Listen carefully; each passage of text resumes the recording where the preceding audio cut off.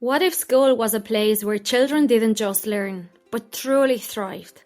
Today, I'm speaking with Rob Himburg, director of Upland Hills School, who brings a powerful, heart-led perspective on what children really need to grow, especially in a world that's changing fast. From outdoor learning to trusting each child's unique path, Rob shares stories and insights that just might change the way you see education, childhood, and even yourself. Let's dive in.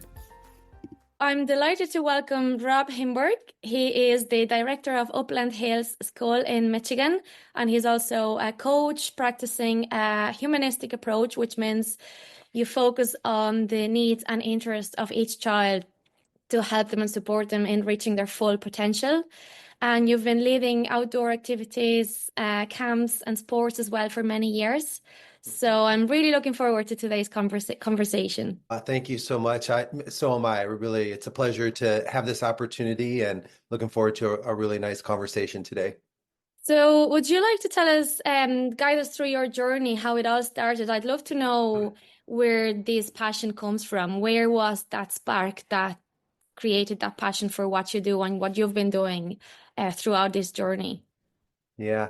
Well, thank you. I think, honestly, I won't take up our whole time with the story, but I think really when I look at it now being this far on in my professional life and my career, and now being a parent for 17 years, gives you a perspective that you don't have when you're younger, of course. And I think about my childhood a lot, especially because, my everyday experience is being a school director of young children. So I'm in the company of young children all day, every day, and which of course I love. But I think it keeps you a little more connected to the sort of memories and experience of your own childhood. And I'll have to say, I do really believe it. It has been a part of my life since I was a child. I just was always, my childhood was sort of split between Michigan, where I am now, which is in the middle part of the country, surrounded by these beautiful freshwater lakes, of course, the Great Lakes, and beautiful woodlands. And I was always climbing trees and swimming in the lakes and going, like building rafts and going down the rivers and just outside and loving the natural world in a really big way. And I couldn't have said this at the time, but I think it was really important, to me and to my development. And I always had a fairly, according to my parents and everyone else, a fairly large excess of energy to expend every day.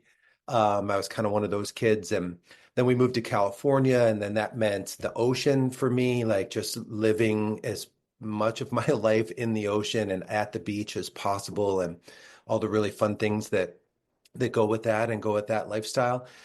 So then as I sort of became older and got more involved in organized sports and went through, high school here and college and continued to be really engaged in sports and studied psychology, of course, in college, it all just kept sort of swirling around the same concepts for me, which was that, for us to really imagine our potential and then to go about trying to realize our potential, whether it's intellectually or socially or intrapersonally.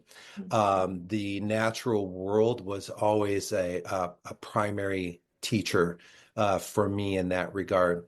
And I of course gained perspective on that as I became a little older. So when I got in the professional world and I was hired to be the counselor at a small school, now back out in California again, um, I realized early on that sitting in a room and doing traditional kind of talk therapy with young children was not the most effective way for them to learn a lot of the really important interpersonal and intrapersonal skills that we were interested in helping kids learn. And so with a couple other teachers, we thought, well, creating environments for that kind of learning that felt more natural would be a really good idea. So we started a school garden, and we started doing outdoor education field trips that turned into multi-day and overnight trips that then turned into big far-flung adventure trips to different parts of the world. And it just kind of grew from there. So that really, I think, was very critical to like informing my whole idea around childhood development and what kids really need to thrive and sort of to what I'm doing today. But yeah, I'll hit pause on that because I Yeah, that's really could go interesting. It on. just makes me think that it sounds like years ago play happened accidentally, whether now we have to more consciously create those experiences because they're not really happening anymore. What are your thoughts on how play and education and the relationship with the environment has changed, has evolved Mhm. the last few years? Yeah, I think that's a very, very good point. And I'll say it's a really common narrative here in the US. So I was a young child in the 70s and then the rest of my childhood in the 1980s. And it's common for my generation, my peers, to talk about the freedom and the Mm. expansiveness of our play when we were children, that we were allowed to roam our neighborhoods um, and no one was really tracking us too much other than, all the parents knew when we were hungry enough or it got dark enough, we would come back. Yeah. And so we really did have that kind of childhood. And that's much different than I think what is typical for children growing up here, in the US today, particularly in the communities that I'm most aware of. And so, yeah, I think now it takes a lot more intention and attention to purposefully create the kind of environments for children to have that freedom of play and to have enough time to learn through play and to engage in imaginative play and run and move their bodies and to do it in the natural world. I think, yeah, now we it seems have to be sort of it's almost like the way we have spent so much time as parents structuring their lives, Mm. taking them to practice for sports and practice for music and then tutoring and all the things we're doing to sort of be cruise director of their lives, to recognize the importance of just giving back that unstructured, free time to roam and to play and be with their friends is incredibly important. And I do see here it's maybe not mainstream yet, but the pendulum swinging back just a little bit to really recognize the importance of that kind of unstructured time for kids. Yeah, it's all about creating that awareness for people because I think it's that period of transition where we're moving, as you said, from play happening naturally to now having to create it. So it's just becoming aware that we need to create that space as well. There's a quote on the website when I went to the Upland Hills website that says, every child is born a genius. I love that. What does Mm. that really mean to you? Yeah. Oh, thanks for bringing this up. So that's a quote by an American inventor and thinker, writer named Buckminster Fuller, who was very important to the founding of the school and the founding of the school where I am now, Upland Hills, and its founding director, who was a student of Buckminster Fuller. And I would encourage everyone to find that quote and read the rest of the quote, that paragraph where he's quoted, because he goes on to say that a lot of what's happening in childhood, primarily through schooling, is I think he uses is the word kids are being de-geniused through schooling. And so for us, what that means is these are human beings in development, and we receive them as young as 5 years old, and they're with us till they're about 14 years old. And really our responsibility is to hold above all else the sort of sacredness of their development, and that they are full beings in development. And when you look at the capabilities of young children and you look at the what happens when their kind of intellectual abilities and potential are sort of mirrored or matched with their creative ideas and potential, you get this expansive, wonderful depth of intellectual curiosity and exploration. And so that's, I think, what that, and big part what that means for us is really to be aware of our responsibility of creating environments to allow that genius to persist and to grow, and for the individual expression of what that means for every child. I love that. I absolutely love that. What are the things that you would do in Upland Hills School to promote that? That any other more traditional schools wouldn't do. Yeah. Uh, yeah, I think in a number of ways, and it really has to be, there are very absolutely things that we do to promote that. And I think those doings are a reflection of it being the foundation or the basis for what our school is. So I guess what I'm trying to say there is that it really needs to permeate everything that our school environment endeavors to do for children. So it can be anything from the amount of time outside that we give them on any given day. At least I'd say on average up to half or more than half of their day is spent outdoors, either in free play or in an actual kind of structured learning way, as well as time for arts, whether that's fine art or theater or music that's integrated into the program on a daily and weekly basis. And yeah, I think there's also holding the sort of social learning as primary to all the other types of learning they'll do here. So in our all the way through the school, it looks a little different, of course, depending on the age and sort of Mhm. development of the children and in their groups. But a real emphasis on social learning and also self-awareness, what we call intrapersonal learning, or the ability to gain awareness of self and awareness of others, and to have that as a primary sort of learning objective in the school, and create the environments that allow that to be true and allow that to develop. That's very powerful. Has it always been one of the main priorities, the intra and the awareness of themselves? Because sometimes we call it regulation and Mhm. connection with oneself or with other social skills, but it really is. You worded so well, the intra and extra. I was going to say intra and extra. It's not extra. Intra and inter is how we Inter say it. and Yeah, yeah. yeah, and learning, personal learning, and is that connection with oneself. And I think it's also these days we're all so busy that we don't have time to pause, to stop, to really connect with ourselves and with others and with technology and everything, the way everything is evolving.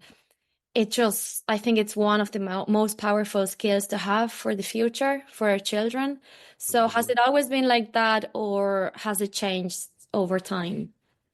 Yeah, I have to say, given what you very aptly described as, the busyness of the time and everything that's competing for our attention and our children's attention in the time that we're in now, I feel incredibly lucky and fortunate to be in this school environment, because it has always been the foundation of the school. It was formed in 1971 as the Upland Hills Farm School, and with the idea that the natural world would always play a very big role as a primary teacher in our school and in the children's learning experience.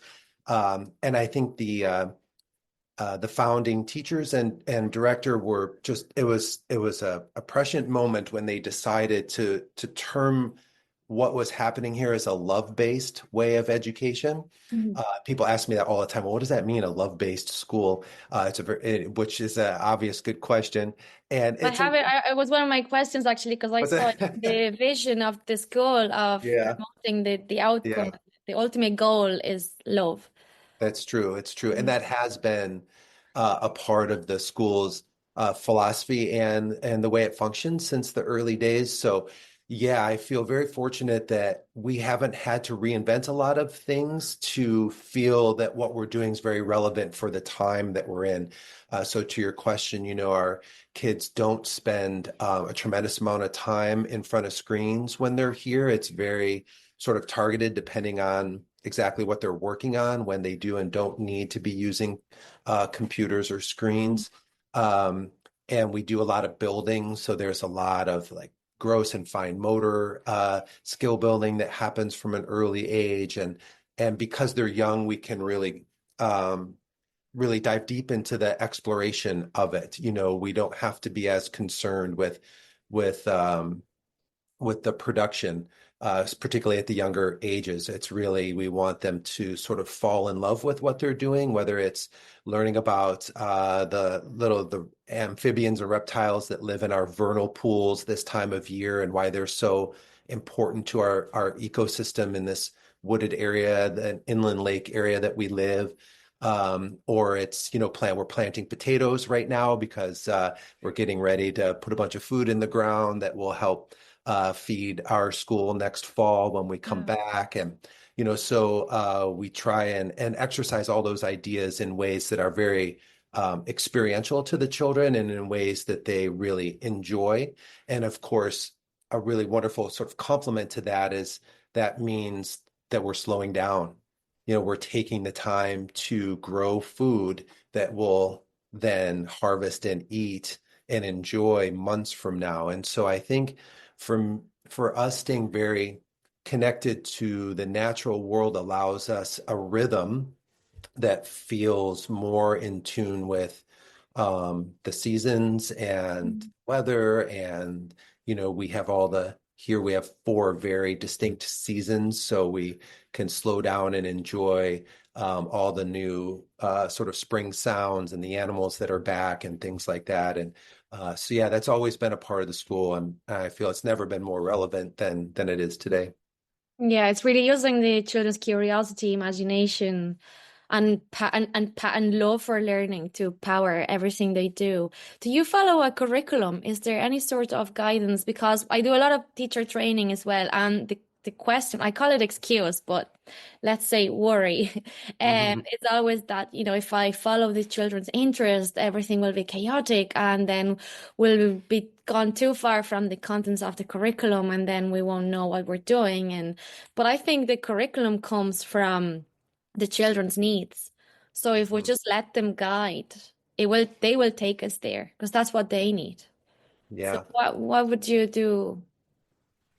Yeah, I think you're absolutely right. I think that um, maybe really what's needed, and I'm just going to take a guess at it here, is just a high level of trust in the children. They are so capable, and in an environment where they feel content and they feel belonging and free from sort of the feel of failure or punishment or anything like that, then their creative, intelligent brains are really engaged, and once they're leading and once they're excited about what they want to learn, I feel a good teacher, and there are millions and millions of incredible, really highly talented, good teachers in the world. They know how to work the curriculum into this really wonderful place the students are taking their interest and their imagination and their sort of creative intellectual curiosity. And I think that's what we do here. So we definitely have, you know, it's a full academic, comprehensive academic program. When our children graduate and go on to what we call high school, they tend to do exceptionally well, even though the environment's very different from ours. Typically, there aren't really high schools that are similar to our school in a lot of ways. But I think it's what they take with them, you know, Mhm. and in that way, they have everything they need. They build the skills, you know, skills. I think that's where we get nervous, right? They're not going to have the skills. They won't know how to do enough math, or their grammar won't be, they won't have proper grammar so they can be good writers, or they might not know the history that they need to know, all of the things, of course. And we're a school. That is why we're here, of course, for kids to learn a whole lot of really important information and knowledge and to gain skills. But I think at least in our country, and I wonder if you would think it was similar in Ireland and elsewhere, we are really pushing the skill building at a younger and younger age here. And I think it's to the detriment of everything else I've been talking about, right? And so, and there's even really high quality, peer-reviewed, high quality research to show that it's kind of backfiring, that it doesn't long-term really work the way that you want it to when you push the skill building at a younger and younger age. So we want to allow for more. I think of it here as we go slower in the beginning to go further and deeper later on, because when that spark is there and you tend to that spark and it becomes something that is a real driving force in a young person's life, their desire to learn, their feeling that they're capable to learn, that they want to explore new ideas, then you can really build wonderful skills as they go through the years. We just don't pile it on right away. We take our time. Yeah, yeah. And that's really what work. Once you have the confidence, you can do anything. And Absolutely. it's really nice to see all these educators that really believe in children, because it just takes one person to believe in a child, in someone, for them to believe in themselves. So that's just, as you said, it doesn't matter if they go to high school and things are very different, they have it in them. So they've built those skills for life. Would you have any examples or stories or experiences of maybe a project or some activities that have been successful? And as in successful, I mean that they've been fun and children have learned a lot and they've built really meaningful connections and experiences. And also in relation to maybe children who were struggling in the classroom, but when changing the environment, maybe outdoors or somewhere else, they were able to thrive and to just be themselves. Yeah, that's such a good question and good way of putting it. I think there are some pretty good examples, some wonderful examples here. One that's kind of top of mind for me because it's happening today. When we wrap up, I'll head out to part of campus where we have a high ropes course and a zip line. And so it's something that we do in the spring and in the fall when the weather permits. And so that's an area where we feel some incredibly important opportunities for learning, like self-learning and group learning can take place that don't have to do with your ability to form a really wonderful, persuasive essay, 5-paragraph, well-organized, proper use of grammar kind of essay, or it's very different than learning algebraic equations and things like that. This kind of really core skill building that's going on in other parts of the day. But a lot of our kids who excel out on the ropes course have skills and skill sets that are really seen most clearly in that environment. And sometimes that's different than in the other environments that they're in. So here, a kid who's really good on the ropes course, who can do the Pirates Cross, which is everyone's favorite because it's really hard, or who's encouraging and getting their friends to do the zip line for the first time, even though they're nervous and hesitant about it.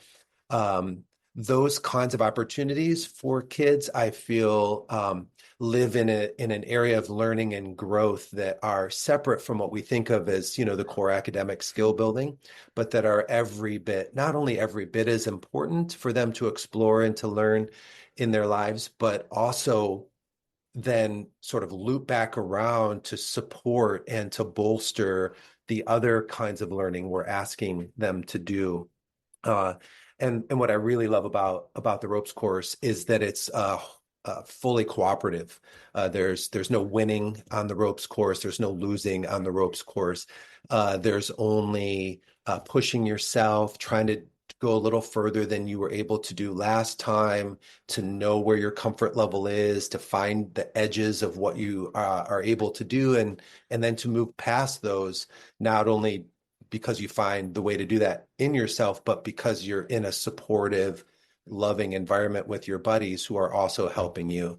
to do that. So I guess that's one example because happens Yeah. to be a beautiful day here, and we're going to get to go out on the course for the next few hours. And it's obviously probably obvious. It's also a really big highlight of my week to get to do it, to get to be Yeah, out there. absolutely. And that's brilliant because, like, for example, just to compare what you said earlier, I learned, just to give something, the name of of all the rivers in Spain. And I had to learn that in school, but I've never been in a situation where I really needed to know the names of the rivers of Spain, whether I might have been in a situation where I had to jump over a river and then I didn't have the confidence to do it. So it just comes to Mm, show what's really, really important in life. yeah. Definitely you're doing the right thing. That's such a great example. And well, hopefully one day you'll get an opportunity to maybe, I'll jump the I river and visit the school. yeah, exactly, exactly. Yeah. Yeah, Yeah. love that. You started working one of your first jobs, coaching children with ADD, Hmm. dyslexia. Yeah. That's right. Why did you start that journey, and where did that come from? That interest in Ooh, supporting? that's such a good question. I'm not sure I fully know the answer. What I know is that in my own studies, as a college student and as a graduate student, I was really drawn to social science and psychology um, and philosophy and those and kind of in that humanities area. And so when I got to graduate school, I found that I was choosing practicums and internships and that kind of experiential learning aspect that goes with graduate school with young people who were challenged by some sort of generally like some kind of developmental challenge that was making school really hard for them or other aspects of young life really hard for them. And I just found myself really drawn to that. And so when I had an opportunity to start working at a school for dyslexic learners, it seemed like a really wonderful opportunity for me. And I was given this amazing place in a counseling program that was run by this wonderful woman. I want to give her a shout out, Kathy Barrington, mentor and just exceptional human being that welcomed me into the school and into her counseling program. And over time, like was really supportive and encouraging me to create uh, like opportunities for what we were doing in our counseling program that were, highly experiential and like integrated into the students' lives through sports or through their electives they were taking or through these outdoor trips. Um, and I realized uh, these were students who struggled so much with language, right? So with dyslexia, has nothing to do with intelligence. It really doesn't have anything to do with ability other than the process for learning language needs to be very specific and targeted. And once that was happening for them at this highly specialized school where I was, you just saw their abilities take off, and then you saw their intelligence having an avenue for expression. But then in all these other realms, they were just exceptional. It was so fun to coach these kids. And when we would go out and do trips out in the wilderness and go to national parks and things like that, they were the rock stars of all the groups that were there. And it really helped me understand the power of environments, that we were putting a lot of attention on what we were calling their disability. It's still termed that way, of course, that whether it's attention deficit disorder or dyslexia or nonverbal learning disorder, or what at that time in my career was called Asperger's. A lot of these kids who were dyslexic also came with some other identification around their learning and around their development. And it became totally obvious, at least to me, that when you change the learning environment, that thing that was termed a disability either fell below a threshold of identification, or it went away. It seemed to dissolve entirely. And that really sort of, it really sort of just rocked my world, to be honest, about and thinking about development and children and learning. And and at that time, I became aware of this really wonderful doctor. His name's Dr. Hallowell. He's done some incredible work in the field, primarily of ADD and and what was called ADHD until recently. And he was taking what at that time was not just controversial, but he was really kind of lambasted for it in certain circles, what was called a strength-based approach to seeing it as something other than just a disability. And and so that combination of being in that school environment and becoming aware of him, and then eventually meeting him and becoming colleagues and friends and starting this camp together, it really changed and informed and changed my thinking about what we had called ADD and dyslexia, Asperger's, and other kinds of developmental what we call disabilities, which Yeah. is not a term I usually use, but Yeah, it's very powerful, and I love that term of strength-based approach because it's so positive. And I think for so long we've been, as you said, focusing on what's missing mhm, instead of being able to see, but what's there. And mhm. it's how unique we all are, and it's our strengths, and it is there. So just wanting to see it, and it's all about perspective. And bringing that to education can just, again, we can be that person that believes in the child because we can see their strengths. So what are the things you think teachers or educators could do that could help them see what's beyond what we can actually see with our eyes? Yeah, I think I love here our theater programs really a huge part of the school experience here. And our current theater director was a longtime professional improv actor. And there's something in improv, a basic tenet in improv that's called yes and. So when someone is in improv and whatever they say, when it's your turn, it's a yes and. So you don't of course, you don't deny what they're saying or say no and talk about something else. You incorporate it, and then you say what you're going to say. And so we've kind of adopted that in this regard.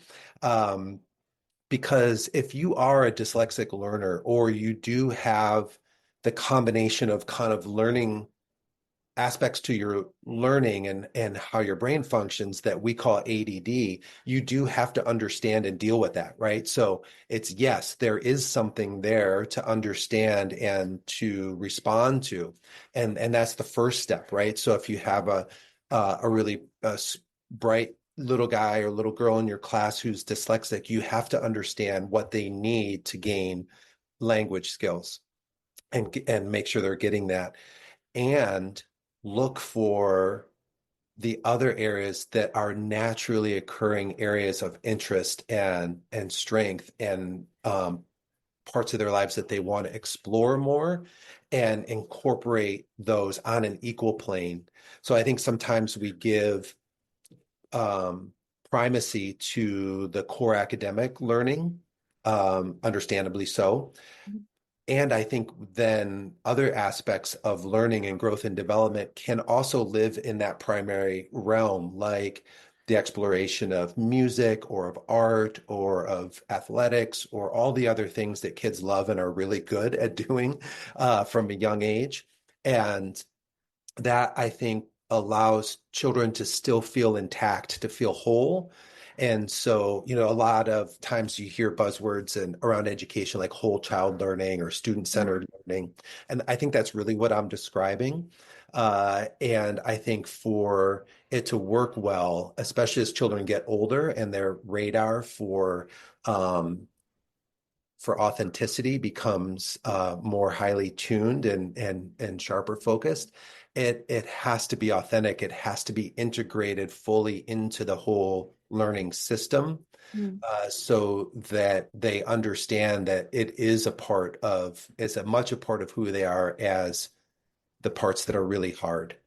And then I think the more you can bring those strengths in and bring them in a way that is known and celebrated and honored for how important it is. Not only does that allow that child to still feel really intact and whole, but my personal feeling is then when it's time to do the hard stuff, the challenging aspects of school, students are much more equipped to handle it and more motivated to deal with it. Yeah, there's the sense of belonging and how powerful it is then to all learn from each other as well, because we're not all expected to be the same or have the same strengths. I'd like to move now to you've been coaching teams, sports, basketball, football teams, and it's funny because recently, it was only last week actually, my son plays soccer.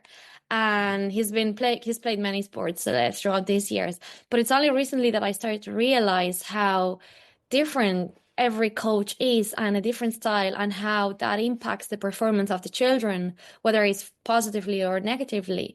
So, what has been your approach when it comes to coaching sports Mm. Well, and thank why? you for asking that because I absolutely love coaching and feel that and it was particular for to me too. I think I gained so much from my experience playing sports all through childhood and even into adulthood. And the coach oftentimes can make all the difference, right? So I think maybe true there, but I think what I see here a lot, also having teenage children myself who are interested in tennis mostly and track and field and all kinds of other things. But I think coaches, well, all of us really, whether it's us as parents or coaches or the school or just sort of the way the culture is kind of looking at athletics at a young age, it's so much about performance and outcomes and high level performance and all of the comparison that goes on there.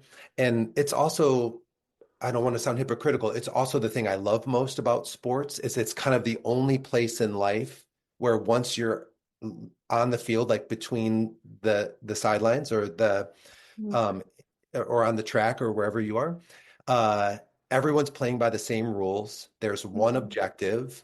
There are hopefully really good refs, who are making sure that everyone's going by the rules, and you can just be free. You can just be free to do the one thing that that game or that practice offer you in that moment. And of course, ultimately, it comes down as a competitive endeavor to winning and losing. Now, that said, I think you can over-index on that, especially at a young age, and and remove the joy, right? So, being an American and not living in the world of soccer as most of the rest of the world does, I do know that it's called the beautiful game, and I imagine it's because when I watch it, and I am just floored by the skill and the teamwork and the creativity. To me, it often looks like a conversation that's happening in real time.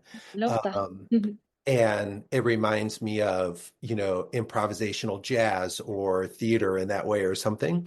And I think so as far as coaching goes, if the love of the game and the joy of being out there, pushing your physical limits, pushing your sort of understanding of how to be an individual in the context of a team.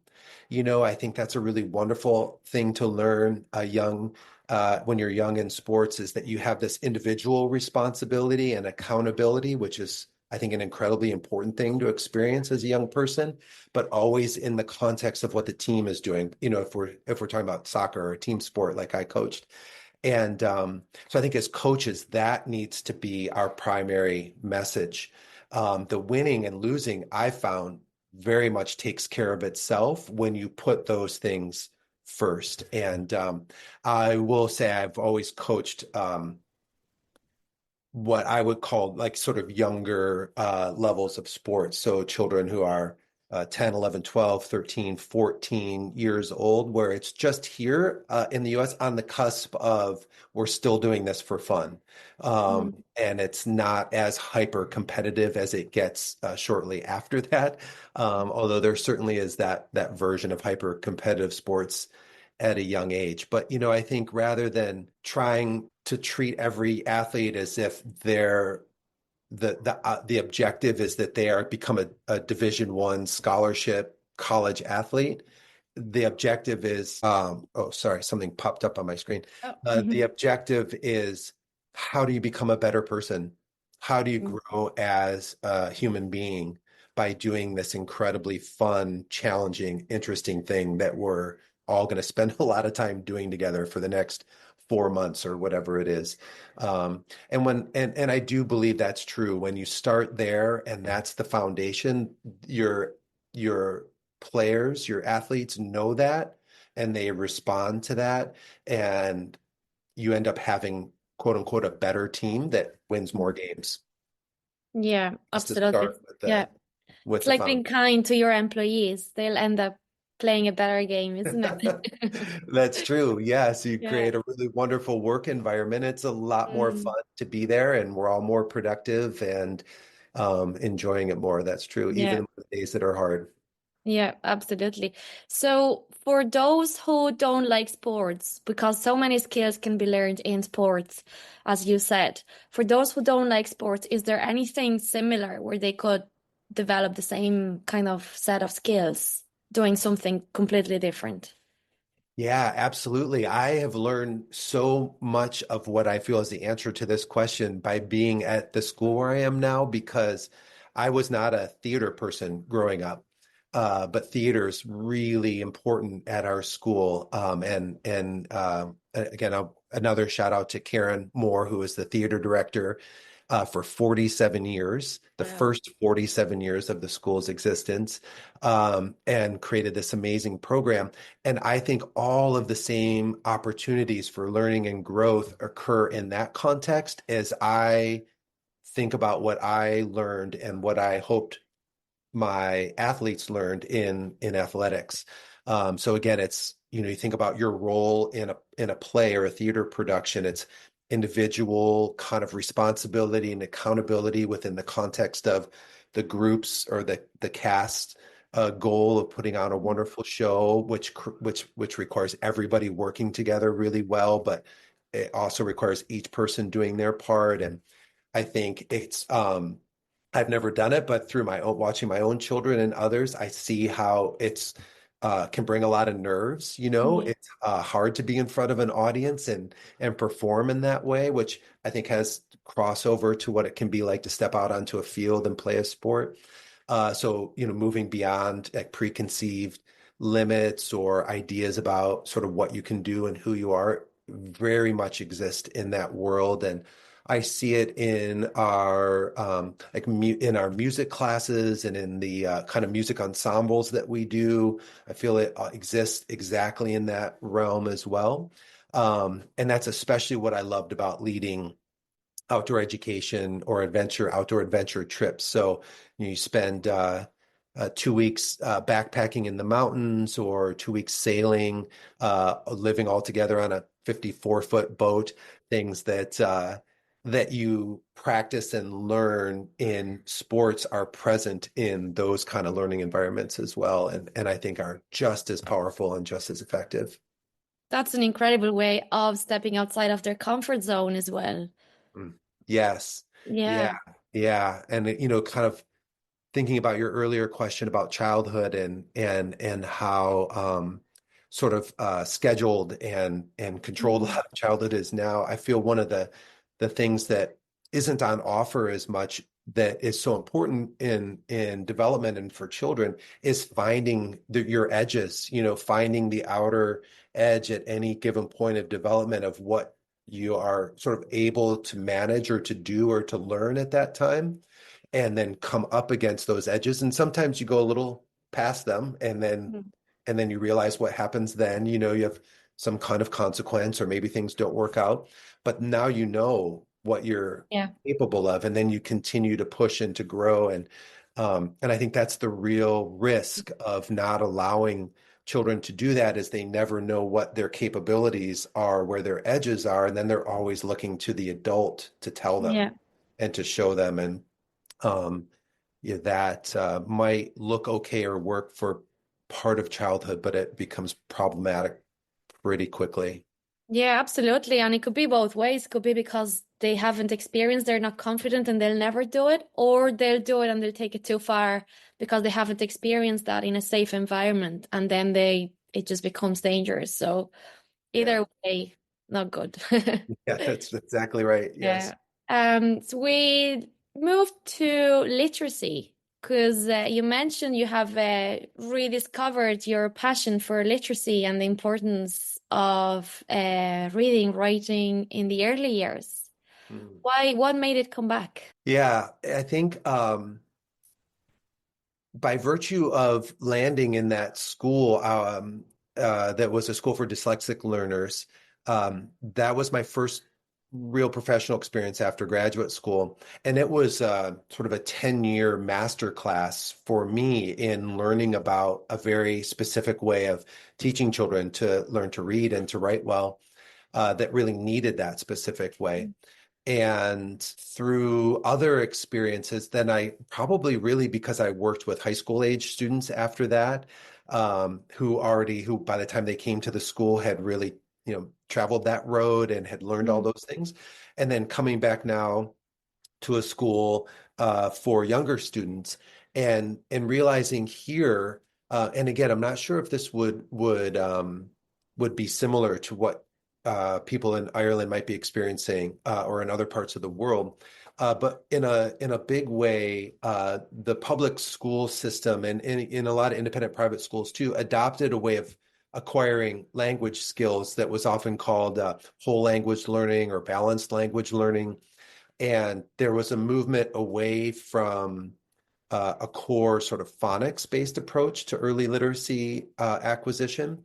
And that was what I knew well from my experience at the School for Dyslexic Learners, because what some form of what's typically called simultaneous multisensory Mm. language learning, experiential way of gaining Is language. that like you'll be touching the letters while trying to say the sounds, or is that right? Exactly. Yeah, yeah. Yes, Okay. exactly. So you might have sand trays and you're tracing Mm. the letters in the sand. So you have that real strong tactile experience and you're saying it at the same time Mm. and you're hearing your friends say it and the teacher saying it. And then you're making meaningful connections. You're trying to make the memory stickier by adding in, anecdotes and mnemonics and fun ways of remembering. Songs, yeah. Exactly. Yeah.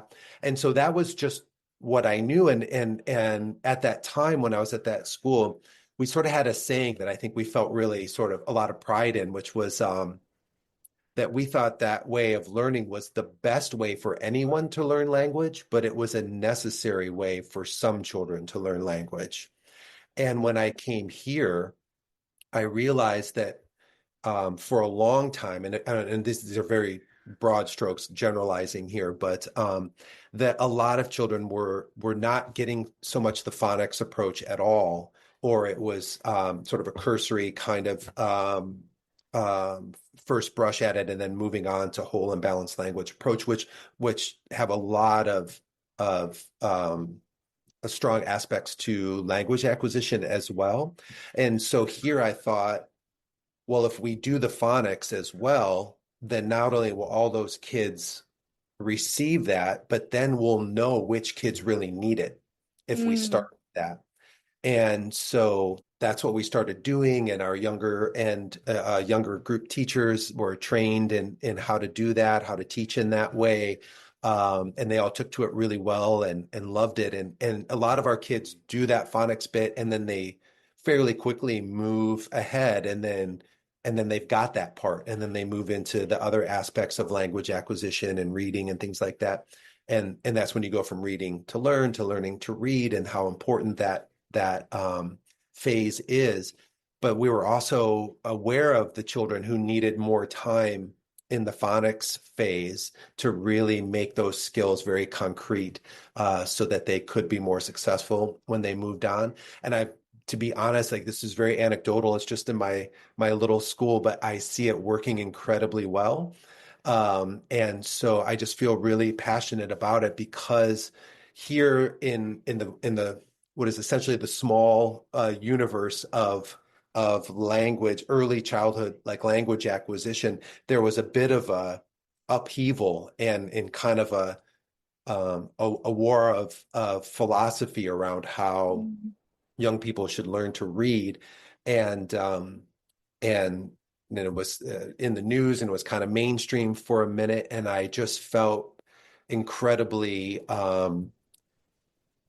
good, and I felt lucky in a way. I felt that I had had that experience, and I felt really strongly about the starting with a phonics, strong multisensory phonics approach, and then moving into whole language and balanced language type language learning was the best way to do it. And so I'm trying to tell anybody who will listen now that I think Yeah, it's it's not. it's incredible because it builds a really solid base, and the language is the base of everything else. There's no math, there's no geography, there's no history, nothing without language. Absolutely. So, Yes. And I think it is the most challenging, complex skill that we ask our children to become at least proficient in is to write well, mm, and hopefully to write very well, and also to read for comprehension, so you have to be able to code and read for fluency, to have strong comprehension. And as the need for discernment around sort of absorbing information that you're reading, like how to discern what is truthful or not, or real or yeah, not, is critical becoming, thinking. Yeah. yeah, it's becoming more challenging. And so I just feel that those, even though the world is changing so quickly and so many new ways of learning or showing your knowledge exist, some of those core aspects that have always been an important part of development and intelligence are still very important. Yeah. And what would you say to some parents who want to help their children have develop that love for reading at home? What are Mm. the things you could do at home? Oh, God, I love this question because it also is really fun. The answer is doing a lot of really fun things with your kids. Yeah. Of course, reading to them a lot from as young as when they're babies, and continue to read as long as they'll sit and read Allow with you to. as many years. That the answer is really a Mm. pretty straightforward, I think, and pretty simple. I think telling stories, like one thing I loved about being in Ireland was the deep connection. And again, I'm generalizing, but the Irish people we were with have to the folklore and the Mm. oral tradition that I've loved learning more about. And again, just sort of very much on the surface still, but um, like there's a elemental importance to the way our brains process and understand the stories we tell about ourselves and about our history and about our past and who we are as people. And so those often live in versions that are for children. And Mm. so I think telling and knowing and retelling those stories are incredibly important. All of the things that everyone already knows, singing songs, Mm. um, because and even children before they can read love to like read to you, and really they've memorized it or they're telling you the story based on the pictures and how they know. That is also fundamental, I think, to what become the building blocks of language skills, because they're learning the arc of a story, they're learning, tone and tenor and pitch and how to understand the emotion or the meaning behind the words in a story. So all of those things, and I know I'm going on and on. I'll say one final thing that really is at the heart, I think, of what we're talking about too, in terms of allowing kids expansive time for play and exploration, whether it's outdoors or quietly indoors or however um, they're able to do it, is I feel like when kids play a lot and do a lot of imaginative exploration and play, either alone or with their friends, they are creating stories that later they'll want to write about or at least talk about. And so I feel like that's something that inadvertently we're taking away from children by not allowing enough of that kind of free time for them, is that then we're asking them to write all the time as they go through school, but we haven't really allowed them to experience enough to to have something to write Yeah. about, to have a Yeah. wonderful story that they want to tell. And if they have a wonderful story they want to tell, they'll work really hard to figure out how to write it down. Mm. Yeah, as you're saying all that, I picture this iceberg where we see the child, doing their real writing, and then everything that's happening underneath the water. It's just so much happening. Absolutely. That's a beautiful visual. Yeah. I think of it Yeah. that way And we too. can't see it, but it's definitely there. If you could speak with your younger Rob, what would you say to him based on what you know now? That's a great question. That one catches me off guard a little bit. Um, Finally. oh, I think, gosh, I don't, so this is just what comes to me. Um, I think to trust, trust your inner knowings, trust your intuition and learn how to cultivate that trust, to sort of know that you can access that part of you that kind of knows what to do when you need to figure something out. That's something that's come to me a little bit later in life that feels so relevant, especially, having gone through, leading a school when the pandemic occurred, or leading a school when there's um, a lot of talk and concern and energy around technology and social media and use with children, all these things that are happening recently, how important it is because you can never know what's going to happen. I think the pandemic really taught us that. You want Not to too talk many. about what happened during the pandemic as well? Oh, sure. Yeah. So you don't know what's going to happen, right? And so how do you cultivate um, the ability in your life to know how to respond? I mean, how to anticipate first as best you can, Yeah. and then how to respond to what happens, because that's the part we're really not too much in control of if it's outside of Mm. ourselves. So how do we know how to make decisions? And so I think that's what I'm trying to get at is I think Yeah. really cultivating an inner awareness of how you know where your anchors, your sort of what's your lighthouse for understanding how you make decisions. And I think that's really about staying connected to your values, Your things that are body. really important to you, like in the golden circle, there's the why in the middle and the how and then the what. So I think when you stay really connected to your why, you'll know how to make decisions Mhm. in the what space, because that's the space that can get crazy sometimes, like Yeah. during COVID. um And that could be a and value so in itself as well, like just doing things that answer that why. When you prioritize things that you do or actions or decisions that you make in life, or is this answering my why? Or even my purpose is to find my why, because we don't always know our why. So just to keep that in mind Mhm. as well, really, really important. Yeah, that's such a good point. And I would say too, around the why, I think we feel that we have to find it, um, because sometimes we lose connection to it or we feel disconnected from it, or at least I have in my life at times. But I also feel more convinced, as I get a little older or go through life, that it's there always. So it's more of a reconnecting than a searching and finding.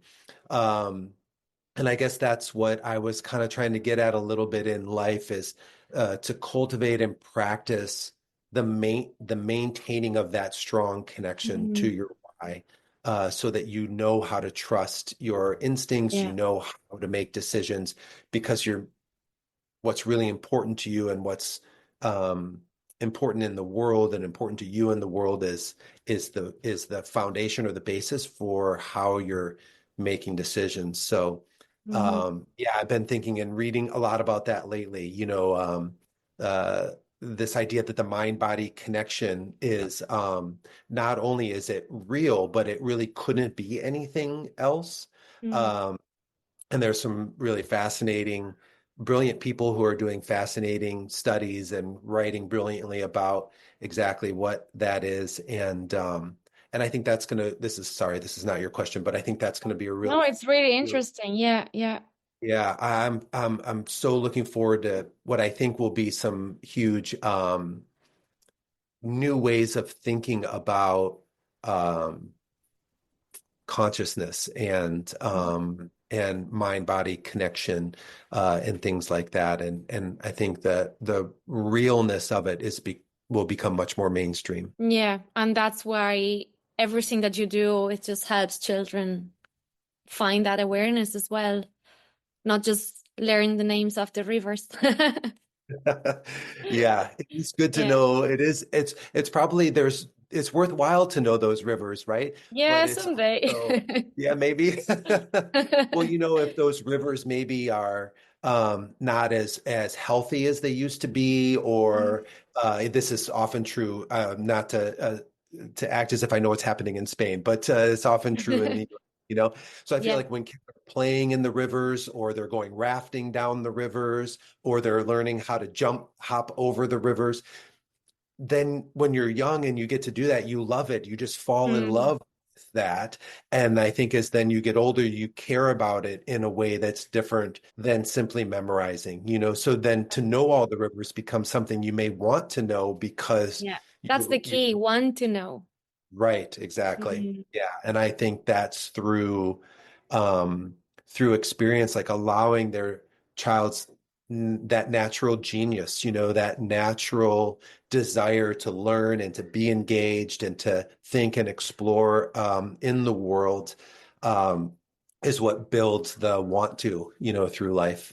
Yeah, I totally agree. During COVID, you took the whole school outdoors. Yeah. How was that, and what did you learn? What did you realize by watching children in a different environment? Oh my gosh, so many things still we are still learning, I think, so many things from that experience. And we are, I think what allowed us to have the courage to make that choice was that we were for 50 years almost to that point, in large part very much an outdoor school. Mm. We were like we are now, spending a lot of our time outdoors, whether it was structured learning environments or play or the ropes course or things like that. So that gave us sort of the courage to think we could do it. And what really, I think, made the decision for us was when we left school, as everyone did in March of 2020. We did what everyone did, which was we tried to stand up an online version and do lots of Zooms and things like that. And I think we did a really wonderful job of figuring that out in the moment, and we were very clear by June that was something we pulled off for the spring, but it just didn't suit our children or our school or us as the teachers and the adults. And it didn't feel like we could do that again for a whole year. Um, and not that was particular to us. I think that was a common sentiment in the school world by June of 2020. But we kept coming back to, we would meet as a staff during the summer to try and figure out what to do. We were meeting all through June and sitting around this willow tree outside, because at that time, that's what we knew was safe, was to be Yeah. outside together. And we just kept saying how, like, the kids need to be together. Like, they can't spend a year isolated. Like, we need to figure out ways. And our parents were telling us that, like, what can we do? This isolation is wonderful in ways for us as a family, but this isn't a long-term good solution. And so that really was what drove it. We settled on a few things. One was, how can we create something that every current family could say yes to?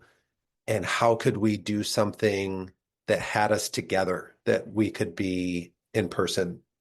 And because we were already somewhat to a degree an outdoor school, we just took that huge leap and said, it seems to be safe outside. Even our most cautious families agreed. If you wanted to wear a mask, even when we were outside, that was fine. And we have to do it. We have to see if we can do it. And it was okay to start because we have not wonderful, we have wonderful summer weather. It's warm and Mm. sometimes it's thunderstorming or whatever. But we knew the first couple months, it's generally beautiful in this part of Michigan. We have these wonderful extended falls and beautiful foliage, and it's really nice temperatures. And then we also have a pretty serious winter where it snows a lot and doesn't get above freezing and Wow. stays like that for a few months. So we sort of thought, well, we can buy some time and figure out the winter while we're doing the fall. And that's just sort of the stage we were in. And that's what we did. We figured out our community rallied in an incredible way, and we raised a little bit of money or enough money to build decks. And we did buy, I say outdoors, but we did buy these large canvas tents, Mhm. canvas like sidewall tents, and we put those up on the decks, and that became sort of the class space. Um, but I'll tell you, in January, it's still, even with a heater in there, it still felt very much like outdoor school. Yeah, I Uh, can imagine. but it would be warm enough in there that you could take your gloves off and write and do some work. And Okay. we just had everyone spaced out. But most of the time we were we were running around outside, and we gave ourselves permission to, if we didn't get through as much curriculum as typical, we gave ourselves permission for that to be okay, and Yeah. that we would see how it went, and we would do as much sort of, academic learning as we could, but we really wanted to focus on being together and the social learning. And we just kept saying, when the world goes sideways and all the kids are looking at us like, what are we going to do? We need to have a good answer. We Mm. have to model, agency and constructive, like problem solving and working together, like all of the skills that we are constantly, like I am now, Preaching. um, preaching, right? And so how do we do anything other than figure out how to model that? And that was the driving force for us. And it was really hard. It was incredible. My daughter, who was 10 at the time, still says it was her favorite year of school, Oh, because she was 10, and then we had bonfires going all the time and sledding and building snow forts and then doing that's some really interesting because a lot of the time when we think everything is going wrong, kids are having the best time, Yes. isn't Yeah, it? that's a brilliant point. That's so true. Yeah. Yeah, Or that's it's absolutely raining true. and oh it's wet and then they're like, oh, this is so fun. And we Yeah. just don't if we got to see the world through children's eyes, it would be so much better. Hmm. That's beautifully put. That's exactly right. And I think it forced us and required us to become more childlike in our thinking and decision making so Mhm. that we knew what to do for them and with Yeah. them. Yeah. Yeah, that's really wonderfully put. Yeah. I have one more question. The future looks a bit scary now these days. Everything is changing so quickly. The uncertainty, what's going to happen, our children. Um, before you go to college, you kind of have your path nearly built, and you know exactly what to expect. Right now, it's really hard to know with AI taking jobs, and we Mhm. don't know what's going to happen. But I'd like you to share with us and anybody listening just a take action plan. What are the things as parents and educators that we could start doing now if we haven't yet with our children to support them for tomorrow, the way things are today? Yeah. Yeah. Yeah, it has to be on every educator and parent's mind, right? Like that has to be Mm. one of the main kind of keep you up at night questions Yeah. right now. That's so true. And again, like kind of, going back, to what we were talking about a few minutes ago, we don't know what exactly is going to occur. We can see these trends, we can see like what AI is doing now and where it may go. We can, like look at some of the sort of ungrounded or instability that exists in different ways in the world and kind of get a feel for what might be trending. But it's really hard to say what exactly is going to happen. So I feel that for our children, for the world they're growing into, um, it's what in the US are often called soft skills. I don't know if that's how they're termed other places or if I've that's a heard, yeah, yeah. yeah. And in a lot of people, the first thing they say after soft skills is how much they don't like the name of that term, because it makes them seem as if they're sort of less important or secondary or something. But I don't think of them that way at all. So I think, well, what skills or what attributes that are already naturally occurring in children and in people are most important to be sort of shining a light on and helping children develop for the world they're growing into. And while I think all the academic skills are still really important because you might not like a lot of, the common sort of refrain is, well, when am I ever going to use this algebra, theorem, Mm, or when am I going to need this equation? And it, well, of course, depends on what you grew up to do. But what's also true is by learning to do that, you're growing your brain kind of as a muscle, right? Like you're creating more intelligence and more potential for yourself. So there's still this huge value in pursuing all those skills, especially going back to what we were talking about in terms of writing and written expression and things like that. I still think is incredibly important. And a lot of the industry and jobs that like our children may have at some point in their adulthood maybe don't even exist yet or are emerging at this time without a lot of um, there's no real history there, and there's not a lot of sort of structure that's going to guide exactly what those industries or even professions become. So I think the area to focus on are what often here get termed soft skills or social emotional learning or something like that, but that I think are really the critical areas of focus. So it could be things like intellectual curiosity. It could be things like resilience, or even a term, which I don't love the term, but I love what it means. Anti-fragility is a term I learned during COVID. And that concept is sort of beyond resilience, so you're moving along in the world and something happens that kind of knocks you off course for a while. And then the resilience that you need is to get back on course. And this idea of anti-fragility is that you don't just get back to where you were, but that when you come back, now you've got greater skill or more ability to sort of be more resilient or less likely to sort of get knocked off course. I think creative problem solving, your ability um, to to engage in what can be called active listening or even radical listening, is a term and a concept that I've been learning about lately that I really love. So it's all the ways that will allow us to better connect as human beings. Like I don't think there can be a more important thing right now than to mm. go outside and find someone to connect with.